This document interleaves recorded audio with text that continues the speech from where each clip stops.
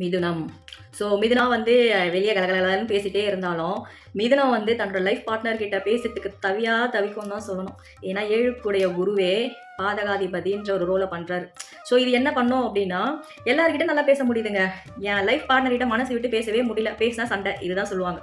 பேசவே முடியலங்க. அண்டர்ஸ்டாண்டிங்கே வர மாட்டேங்குதுங்க எங்களுக்குள்ள அப்படின்னாங்க. இதில் ஒரு வேடிக்கையான ஒரு விஷயம் என்னன்னா, மிதுன ராசிக்காரங்களுக்கு லைஃப் பார்ட்னர் தான் ரொம்ப உயிராக இருப்பாங்க. அவங்க மேலே வந்து ஒரு நல்ல ஒரு பொசசிவான ஒரு டைப்லாம் இருப்பாங்க. ஆனால் பேச ஆரம்பிக்கும்பொழுது தான் வலிக்கும். ஒரு பேர எங்களுக்குள்ள ஒரே மனக்கசப்பு, மனப்போராட்டம் இதே தாங்க போயிட்டே இருக்கு அப்படின்னுவாங்க. ஸோ அங்கே தான் வந்து கிரகங்கள் எல்லாம் வேலை தசா புத்தி அந்த காலத்தில் மிதுன ராசியாக இருந்தால் அவங்களுக்கு மிகப்பெரிய ஒரு மனக்கசப்பு இருந்தே தீரும்.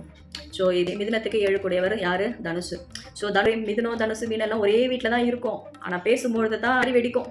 ஸோ அந்த அளவுக்கு வந்து பொறுமையாக தன்மையாக தான் அவங்களோட லைஃப் பார்ட்னரை ஹேண்டில் பண்ண வேண்டியதாக இருக்கும். ஸோ இவங்க மூலமாக தான் மிகப்பெரிய ஒரு இழப்பு, பொருள் நஷ்டம்லாம் உங்களுக்கு வந்து ஏற்படுது அப்படின்னா, மிதுன ராசியை பொறுத்த வரைக்கும் வாழ்க்கை துணை மூலமாகத்தான் இருக்கும். இது கேட்குறதுக்கு கொஞ்சம் கசப்பாக இருந்தாலும் இதுதான் யதார்த்தமான உண்மை. குரு ஆதிக்கம் கொண்டவங்க தனுசு ராசியில் பிறந்தவங்க எல்லாம் மிதுனத்துக்கிட்ட லைஃப் பார்ட்னரை தான் சேருவாங்க. இருந்தாலும் கொஞ்சம் எச்சரிக்கையாக இருக்கிறது நல்லது.